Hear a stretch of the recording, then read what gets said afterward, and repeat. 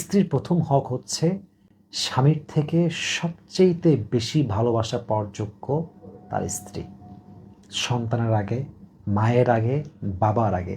ভাই, বিয়ের পরে বাবার হক পেছনে, শুনবেন আবারও বলছি, রিপিট এগেন, বিয়ের পরে বাবার হক পেছনে, মায়ের হক পেছনে, সন্তানের হক পেছনে, ইভেন ভাই বোন আত্মীয় স্বজন ফ্রেন্ড সার্কেল সবাই ব্যাক।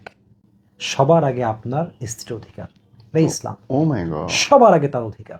আবার বলেন, কি শুনালেন আপনি এটা? হ্যাঁ, এটা বাস্তব। বিয়ের পরে আপনার মায়ের হক পেছনে, হ্যাঁ। বাবার হক পেছনে, আপনার বোনের হক পেছনে, ভাইয়ের হক পেছনে, বন্ধুর হক পেছনে, আত্মীয়দের হক পেছনে, সবার আগে যার প্রায়োরিটি লিস্টে, আপনার সবার আগে যার নাম থাকবে আপনার লিস্টে, সে হচ্ছে আপনার ওয়াইফ।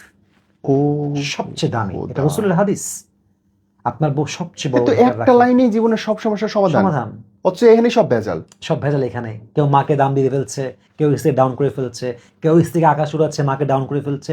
আপনাকে ব্যালেন্স রাখতে হবে এবং মাথায় রাখতে হবে যে আমার বউটা আমার কাছে প্রথমে সবকিছু।